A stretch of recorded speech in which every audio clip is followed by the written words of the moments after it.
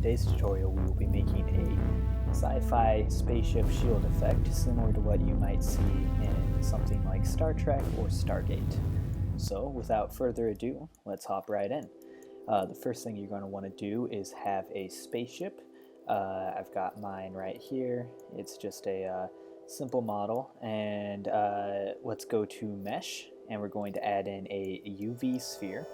I'm going to rotate it 90 degrees on the x-axis, and then I'm going to scale it out on the y-axis and all axes there. And I'm just going to make sure that it fully encompasses the ship.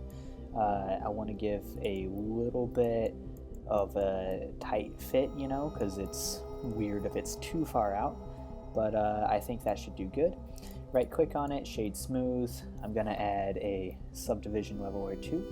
I'll go ahead and press Control 1, and that is one subdivision level, which I think looks fine for now. Maybe for the render, it's already automatically set to 2 there, and that'll probably look good. So the next thing that we do is we're going to rename this to collision. Then we're going to duplicate it and scale it up just a little bit, and we're going to rename that to canvas.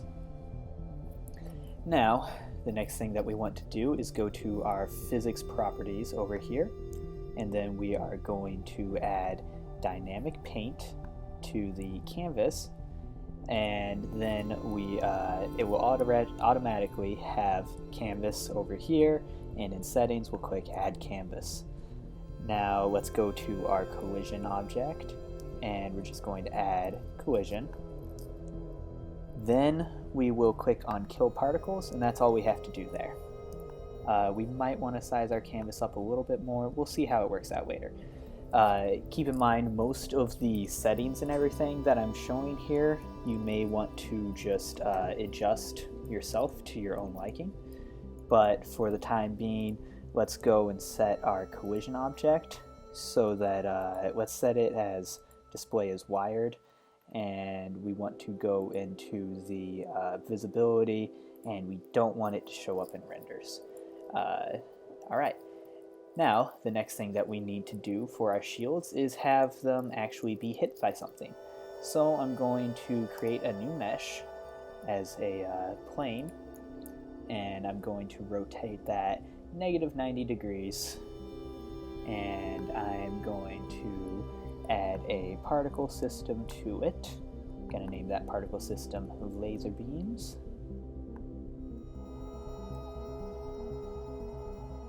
And I'll name the plane laser emitter. And I'm going to add another new object. I'm just going to make it a cube. Move that out over here so we can see it, make it smaller, and I'll apply one subdivision to it and stretch it out on the y-axis and apply shade smooth, but it doesn't really matter because it's going to be emission anyways, so you can't really see it. Now, back in our laser emitter settings, we go to the render tab down here, and instead of render as halo, we want to choose object and then instance object, and then we will be selecting our new cube here. Let's just rename that to laser instance, and where was it? There we go, instance object, laser instance. Alright, now our little plane here is shooting those out. Obviously they're not lasers yet, so let's change that to use object rotation so that they're pointing the same way there. And let's go to normal, and we'll increase that to 50 meters over second. I also want to apologize for any background noise that you can hear in the recording. There's not the thickest walls in my place. Now, I just went over to the field weights, and I turned off gravity because we're in space and there is no gravity. And then I'm going up to source, and I'm going to change the distribution from random order. I'm going to check that off. We're also going to make it emit from vertices, and now they will shoot out like that. And then let's adjust the scale down under render here. Let's make it just 0.5 and maybe make this a little bit longer on the Y. There we go. So now we have our beginning laser beam there. Let's make our emitter a little bit smaller so that it'll actually hit our shields.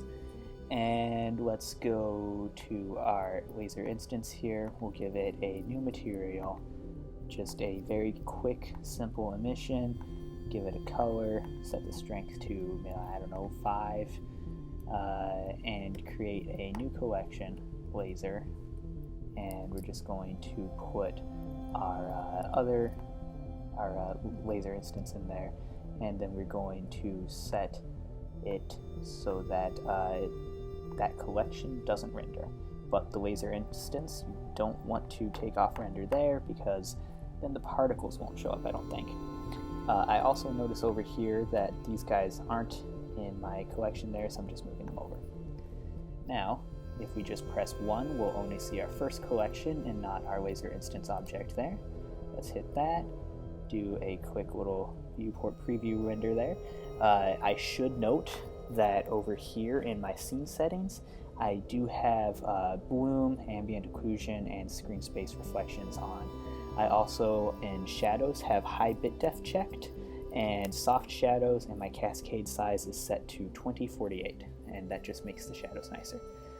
So, with our laser beam created, let's go and, well, before we're finished with that, let's go to physics properties and hit dynamic paint, and we're going to change the type from canvas to brush. Let's just make the paint color white, like so. And we're going to tell it to paint the particle system. Select laser beams there.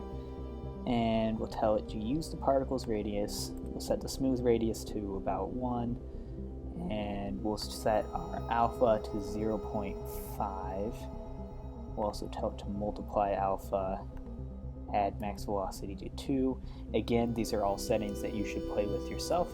It's just me trying to remember what looks good. Now let's go over to our canvas, aka shield, and we want to turn off dry. We want to turn on dissolve. We're going to change our format. You can use vertex if you want. You'll have to increase the subdivisions on your object substantially, and no matter what you do with the vertex ones, you will not get as smooth of edges, unfortunately, in my experience. So I'm going to use an image sequence.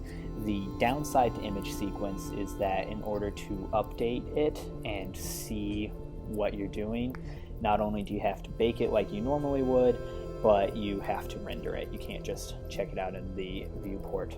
But let's do image sequence. We'll just leave the resolution at 256 for now. And then we want to turn on the effects shrink there. For our dissolve also, we want to set that to 20. And initial color is none. For the output down here, let's change our cache path to dynamic paint cache shield. I've already made a folder and everything for that. We're going to select the UV map that we're using. Leave it as ping. We're just doing a paint map, no wet map needed. So, bake image sequence.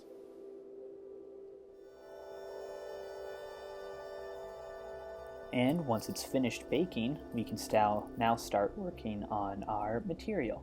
So let's switch over to the shading window here. Click on New. We're going to go to Texture, and we're going to select Image Sequence. And I'm already in the proper folder here, so I'm just going to hit A to select all and import image sequence. And just for preview's sakes, let's plug that straight in there and move to a frame that it would affect and press render. So you can see then that it is working. It's obviously not perfect yet. We're obscuring the entire ship beneath it, but we're going to fix that now. So let's go ahead and hit search. We're going to add in a mix shader. We'll set this, our image sequence, to the factor. Plug that into the material output there. Now we're going to mix a transparent BSDF and an emission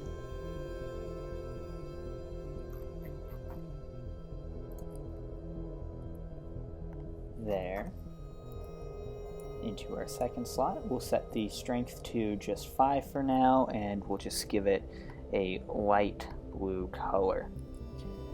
And now if we render that out, we'll see nothing because we're at frame 1. Now obviously that's still not what we want.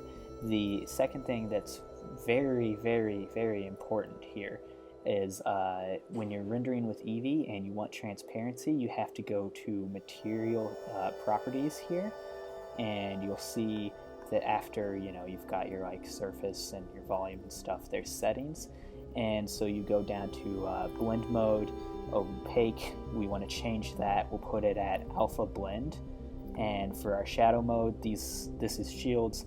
They're bright. We don't want any kind of shadow cast from them. We're also going to leave on show backspace because it looks nice. And now if we do a quick test render, we can see our ship behind the shield effect there.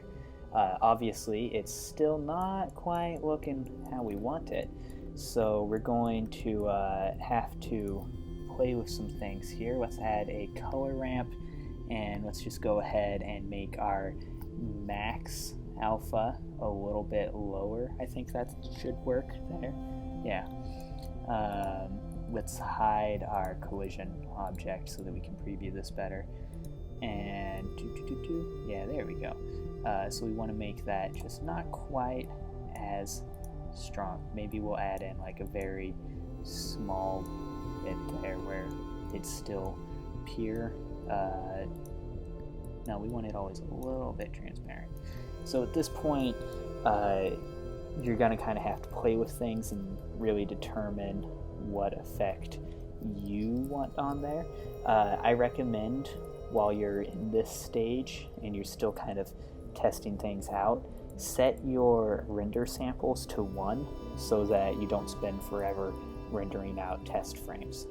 Also, if you aren't already aware, press F12 is the default render button so that you can preview things faster.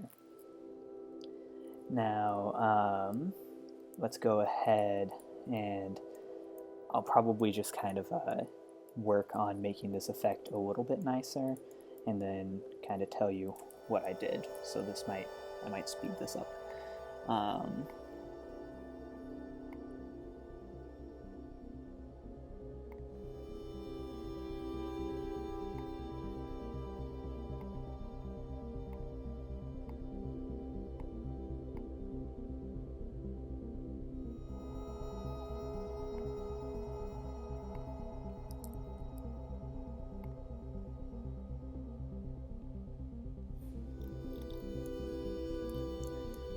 Let's also just go over here and tell it not to render that.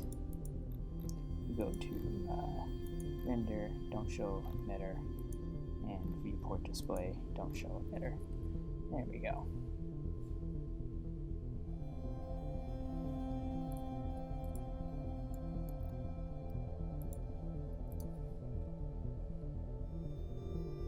Play with the emission strength to really control your effect there more. Another thing you'll want to do is go ahead and go to our noise texture and make it 4D so that we can animate it moving. And let's just, we want it to go pretty fast, so we'll just hit I to insert a keyframe at the first frame there. We'll do shift arrow key to go all the way to our last frame, and we'll just make the vector something like 100, and now it should move pretty rapidly while we're doing this.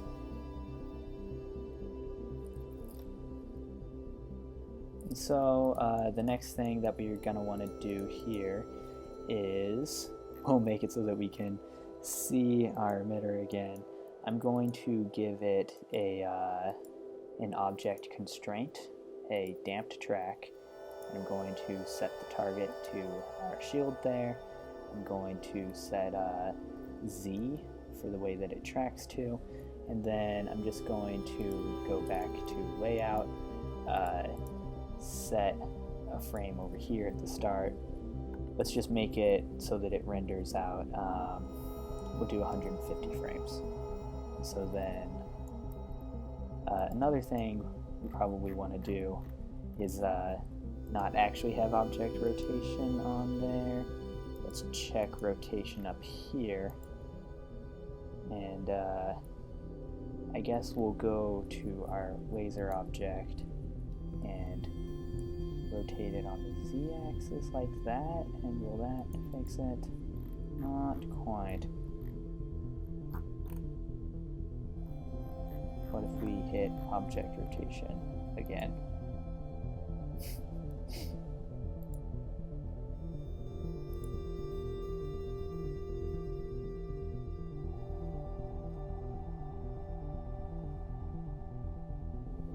Oh, no, it looks like that does fix it. So, object rotation checked, and rotation checked here, and seems like that's working okay. And I also, inside edit mode, rotated this 90 degrees. So, now we're just going to move this guy over here for his final frame. And let's bring him back a little bit, and for the final frame let's also bring him back a little bit. There we go. And then let's animate our camera as well. So I'm just selecting the camera. I'm going to use Shift tilde, and that lets me move the camera like a first person's perspective. And I'll just go to the last frame and kind of orbit around our ship here.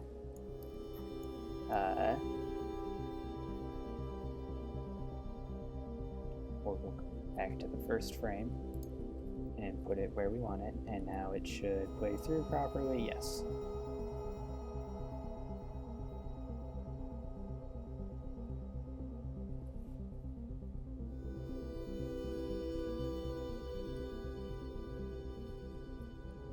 And you can see for some reason our particles are kind of glitching out there.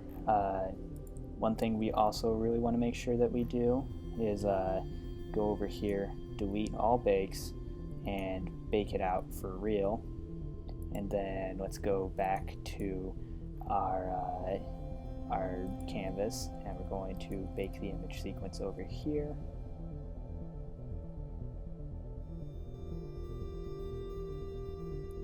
And turn on motion blur, and real quick let's add some camera shake to this. So I'm going to go to our animation tab, going to go to object transforms, hit control tab to switch over to the graph view, and then I'm going to go into our view camera. I'm going to double click on the Y Euler. That's usually the right one, yeah. And I'm just going to move that around so we can see it. And then I'll go over to in, modifiers, add modifier, noise. I always like to do about 30 scale, about 0.2 strength. And that should do it. So I'll do just a quick little preview. And when I look at that, I'm thinking, maybe it's a little bit too bright, so let's grab our canvas and adjust that a little bit.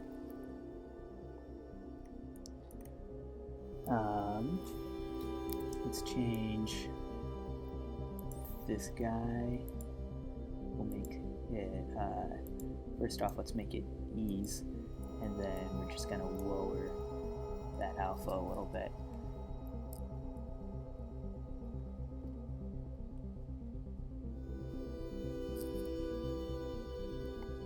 little bit better. Like I said before, there's lots of things to kind of adjust and experiment with and play around with yourself here. So, don't be shy about that. These are the settings that I'm choosing to do really fast in a tutorial. They may not be the best things for you or your setup. I'm also really quickly going to change the direction of the sun. But before I do that, I'm going to make sure that animate is off.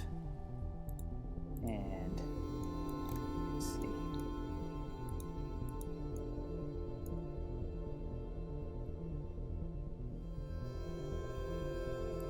That's another thing to keep an eye out for, lasers casting shadows. So let's go ahead and select our laser instance object, go to shadow mode and hit none. And not sure that I'm like super happy with the lighting here, but it should be okay.